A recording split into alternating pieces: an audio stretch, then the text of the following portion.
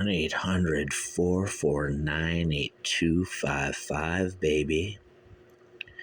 And the Sharkalama Ding Dong Sharkadoodle Doo is on the air once again on August 19, Monday, 2024. In my previous video, I kept saying 2023 a lot.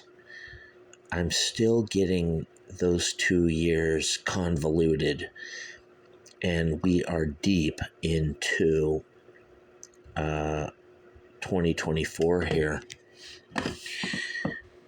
I think it's because of the court, the thing with the restraining order BS, and I just got it all twisted up, and like I was inhaling something here on the Clark the Shark show. But I'm not talking about court cases tonight here at 5:05 a.m. Monday, October 19.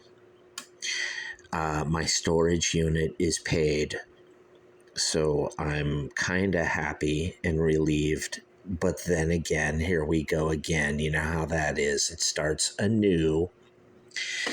And we're going to bust into an album here from way, way, way back in the 60s. But I consider this one of the most important albums of all time in rock music. Not so much for how good it is or, it's just, or not for what this could have been. Nothing like that. I'm just going to get raw naked here, like the Ruddles. Let It Rot Naked, kinda. But then again, no, the Stones, Rolling, Aftermath. Where do I even begin here? Okay, long before the Stones, Beggar's Banquet and all that, where they changed completely and became this totally different group. Shortly before that, in 1967, they had a couple of albums, transitional releases where, like a lot of bands in 1967, they were confused. A lot of people, critics, rock bands, everyone, fans, no one really knew where rock was going. So to cover that up, everyone started doing drugs heavily, dropping acid, etc., eating mushrooms and mescaline and all that. And albums like The Who sell out, Their Satanic Majesty's Request, Sgt. Pepper, etc., etc., the Moody Blues and all that, the Grateful Dead, and just, all these other bands. And then, of course, there was that underground psychedelic scene, which began late 66, went heavy in 67. I mean, everything was really good music. And then, of course, 1968, totally different times, a lot more awareness or something.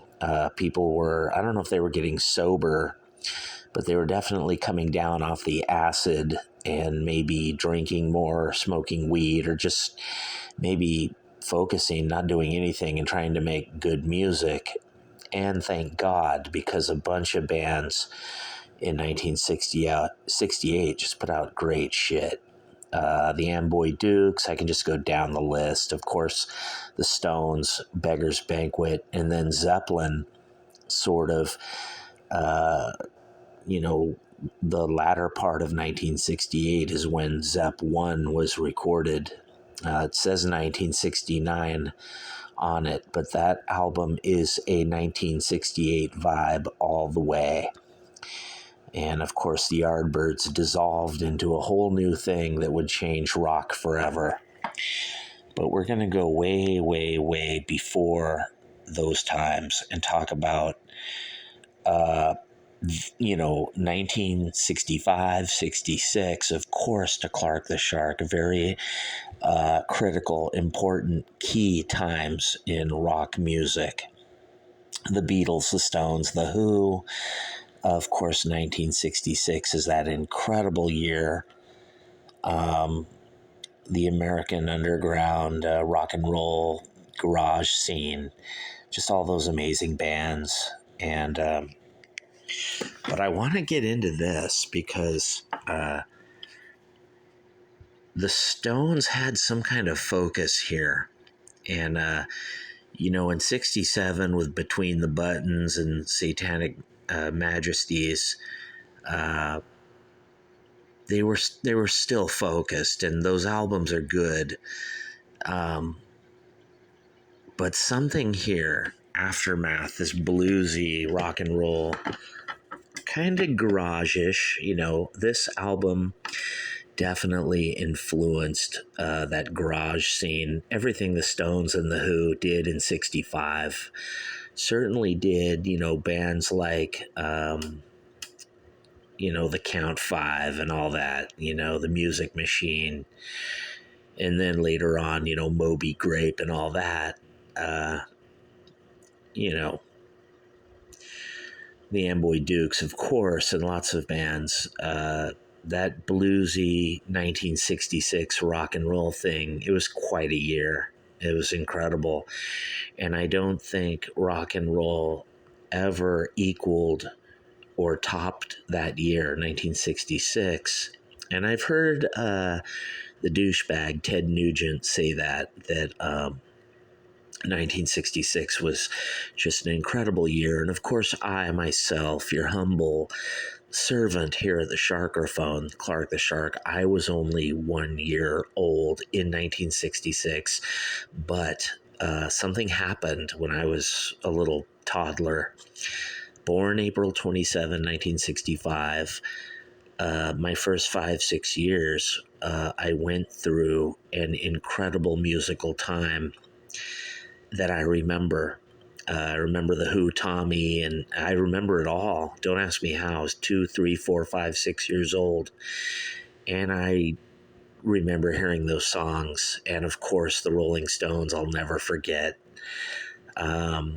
These guys are just a cardboard cutout of, the great Rolling Stones we once knew. Now today, with, Hackney, whatever the fuck it's called, and money spinning huge tours they keep doing, where fans are paying $700 and $800 to go see this monument that should have stopped long ago. But we're not talking about those Stones.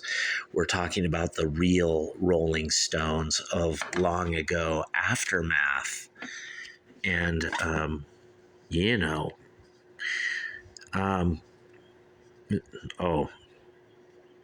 there's Brian Jones. Bummer how he died and just disappeared, you guys. I love Mick Taylor, but, I don't think Brian Jones could handle the changing times. I don't. And he just, he got deep into drugs and, then the thing happened with the swimming pool. Now, the UK version of the Rolling Stones, Aftermath. Of course, Mother's Little Helper, side 1, track 1, amazing. You guys, come on. Incredible song. I remember being a little kid and loving that song. Great lyrics for 1966-ish. Focus, awareness, determination. This is a band starting to come into its own, and more than that, and then some, you guys. Stupid Girl, I'm not too wild about, but I like it. And of course, Lady Jane, which I more associate with the album Flowers, but it's certainly comes from this album, you guys, over in England. What a song. Lady Jane and Mother's Little Helper. Two incredible songs, and Under My Thumb, awesome. One of the greatest songs ever recorded in rock. You know, side one, the UK version of this is incredible, you guys. Now, the Stones would totally change from this into a whole new band. And believe you me, this band here was incredible. This garage blues, yet polished studio band with the great live show. You know, great shit. Don't You Bother Me, awesome. And Going Home, 11:35, you know. Who knows, maybe influenced by The Who, a quick one, you know. They did 11:35 and now the Stones got to do it. Or I could be wrong, maybe the Who wanted to be like the Stones. But Flight 505, awesome. Side 2, High and Dry. These are bluesy rockin' songs, you guys. Solid. You can tell all those bands over in America, they love this. The rock and roll garage scene. You know, when psychedelia hit in 1967, I mean, that must have been a real drag for that bluesy 1966 scene, because they all had to adjust their guitars and effects and amps and get psychedelic suddenly, you know, on acid and mushrooms. But before that, I loved the romance of thinking about heavy, rocking, bluesy 1966, just kicking ass in a garage, or, you know, Out of Time, of course, a Stones classic. One of the best songs on the album. It's Not Easy, you know, kind of, but I Am Waiting, you know, Sharky loves that. Take it or leave it. That's what I say about me, Clark the Shark. You can take it or leave it, baby. I love that song. Out of Time and Take It or Leave It. Both fucking killer. And Think, killer. You know, What to Do. There's some songs here mixed in with all these classics that, you know, some people might think are pedestrian throwaways. I don't. Me, Clark the Shark, I love, you know, I just love thinking about the 60s. What an amazing time. Now, the U.S. version, Painted Black, of course, awesome. It's got Stupid Girl, which is a Stone song I can kind of do without, but I'm always, you know, listening to it and tapping my foot. Lady Jane, though, you know, you got to love the U.S. version just because that's on it. And Under My Thumb, of course, amazing. A lot of the same songs as the British release. Flight 505, awesome. High and Dry. You got the idea. Going Home, the 11-minute. Awesome. You know, I love to see that. Now, another band that did a long song like this was Creedence Clearwater. And the guy said it was inspired and influenced by Going Home by the Stones. More than the Who. A quick one. But, you know, who knows, you guys? What a year it was. 1966. I just love the year. I love all the music, you guys. You know, Aftermath is considered by music scholars, blah, blah, blah, breakthrough of the Stones. It doesn't matter what they think, you guys. It only matters what I think. Me, Clark the Shark, myself and I. And I'm going to tell you, this album is one of the Stones' most important periods, but you could argue, you know, Can't Get No Satisfaction and 1965 before this, you know, you could argue that was important. The Stones were important before, but then, going to another level with Beggar's Banquet, Let It Bleed, and all that. It's a totally different band. And,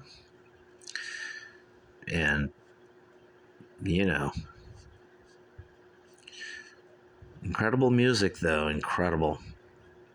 What a year.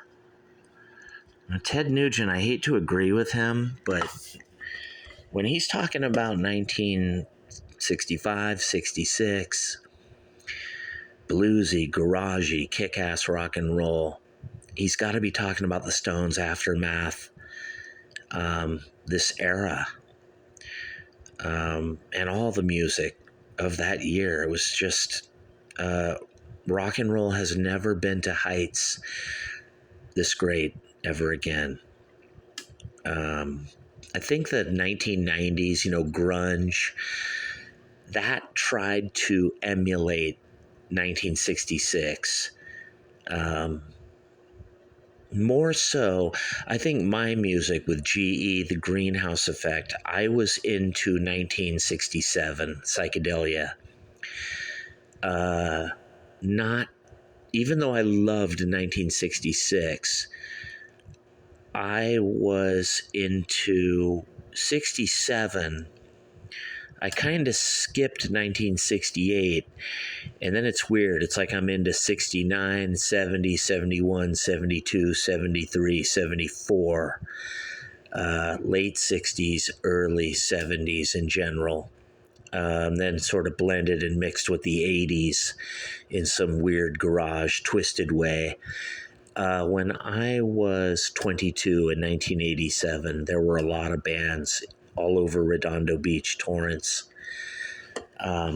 Los Angeles County. I remember, you guys, I was there. People were playing tributes to 1966, 67, the year of the Stones' Aftermath, and the Who Sell Out, and the Beatles, the advanced years over 64 and 65. Yeah, it's true, you guys. And then grunge in Seattle, with Blake Douchebag and all that, was related to what was going on in Redondo Beach, Torrance, maybe the Bay Area. Not so much San Diego or Orange County, man. Forget those fucking places. It was all happening with me, yours truly, Clark the Shark, with my shows at Wilson Park. And the people there know it and remember.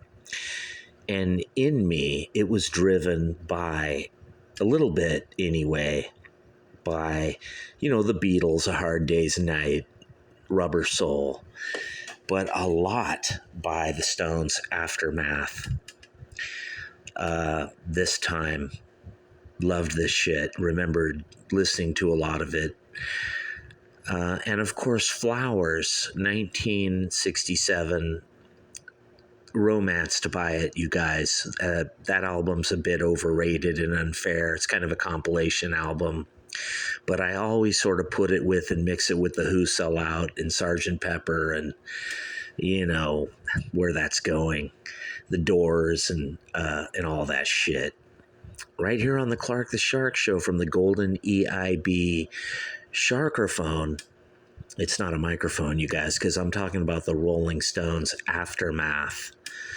And I'm not so much just talking about this album. I'm talking about those times, 1965, 66, 67. And, I was just a baby, you guys. I wasn't even there, but my spirit was forever. I absorbed those times and that culture as I grew. And 10 years later, in 1976, 77, I really was nostalgic and sentimental for the 60s. And, the Beatles' Red and Blue albums. There was always just this big debate in my head. Who were the best? Was it the Beatles or the Stones? But then I was always sitting there going, the Who are better than both. The Yardbirds are fucking awesome. Arthur Lee and Love, the Kinks. And I was confused, you guys. I had to form my own band because I was trying to be better than all of them. And in many ways, on many levels, maybe I succeeded and maybe I didn't. The live show where I was on drums with Steve Stepanian and Dave Basin and or Ted, Rick Carmody with the Soul Clinic was incredible.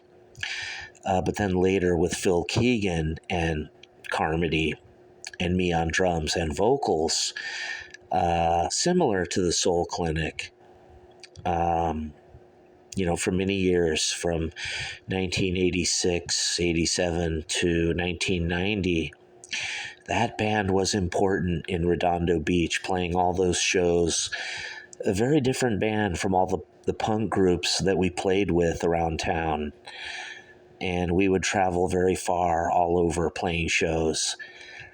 But there was always this bluesy rock and roll thing in me that comes from the Rolling Stones' Aftermath. Ted was like into Metallica Blue Album, and Flipper was into Ritchie Blackmore and all that shit. Steve Howe. Dude, Guitar God stuff. I was into Frank Zappa, just a little more weird shit than, me, the weirdo. But there's something about this time. This is a very magical, special time to me. 1965, 66, the Rolling Stones. And then what was weird is they had the problems with Brian Jones where they couldn't get him into the country. And in 1967 and 68, there was no Stones playing in America.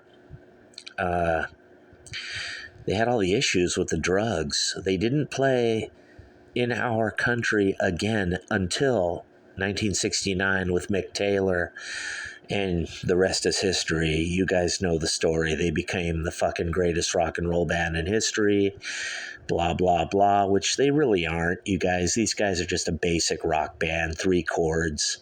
I mean, they're competent, but, Charlie Watts ain't the world's greatest drummer, and a hell of a lot of the energy went out of the band when Brian Jones died, but Mick Taylor's fucking incredible.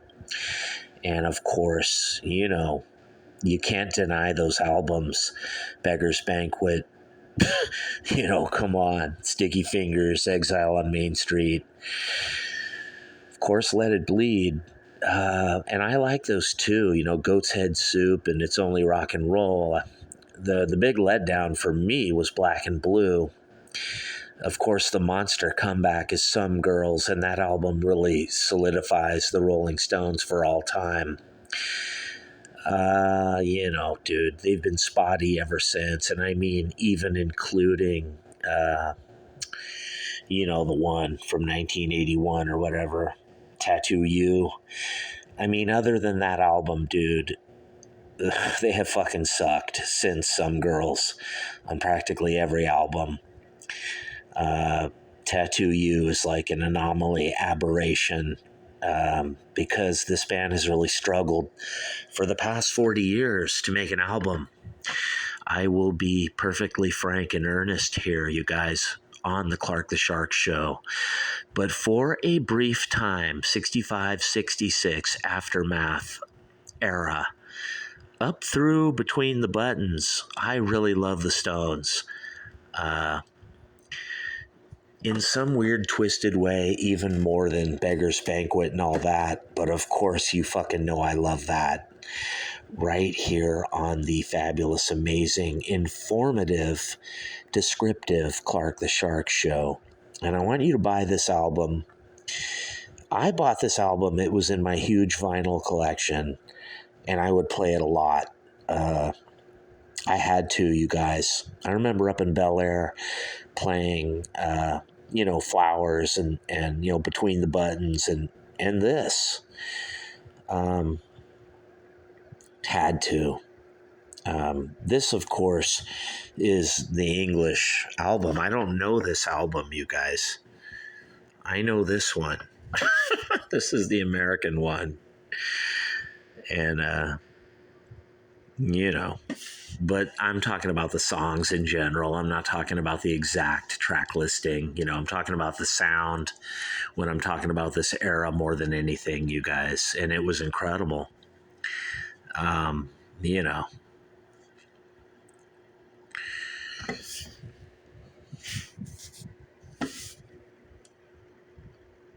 you can tell they're a little confused. They don't know what to do. They're not quite the greatest rock and roll band in the world yet, but they're getting there slowly. They're evolving, you guys. And the Rolling Stones Aftermath is the album that put them on the way and in that direction right here on the Clark the Shark Show. I want you to buy this album at Amazon, Spotify, iTunes, everywhere, baby. This era, this time, the Rolling Stones Aftermath, get into this sound. Before, if you're a young person, you're only 19, 2006 you were born, maybe 2005. Right now it's 2024, so you're just a kid, Go ahead and review it on YouTube. I'm not going to knock you, because I was no more alive than you. I was 1-2 years old when this great music was happening. I do have the advantage over you that I grew up with this music, though.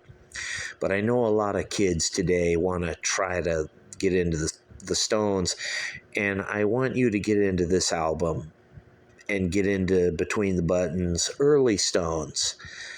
Get way into that. And then later on, get into their Satanic Majesties, and because that album is important, transitional, but you may not understand it. You might not even like it, but some of it you will. And then you got to be ready before you listen to Beggar's Banquet and all that. After it, Let It Bleed, etc. Of course, you're going to like those. All those songs, but you have to get seasoned and, warmed up to know what you're listening to. If you're just an 18, 19, 20-year-old kid today in 2024 doing reviews of 60s, 70s music on YouTube, you got to know, so really listen to this shit. Don't go listen to Taylor Swift and Green Day and, and shit. You got to learn about the Stones and the 60s first. I even recommend that you go to the Clark the Shark Show on my other channel. I think it's going to get deleted soon and banned by YouTube, and it could happen to this channel too. That's why I don't put any videos over there now. I've started this one here with my wife's YouTube channel. So anyway, that's the deal, you guys. The Rolling Stones Aftermath. Important that you listen to this and learn all these songs if you're just a kid. Get into the early Stones and really learn about the first 5 albums. You got to. You do. You got to learn about Brian Jones. You got to read about his life and all that, how he died, and then you'll start to understand what happened when they got Mick Taylor and how it all changed and they became this huge arena, stadium, money-spinning vehicle, that I kind of don't like, you guys. I prefer this better, kinder, vanished time long ago when music was great and corporate, silliness was less. Silliness, I just coined a word there, you guys, right here on the fabulous Clark the Shark Show. Get this album, you guys, and you tell him that the Sharky sent you. And I'm out of here. Peace.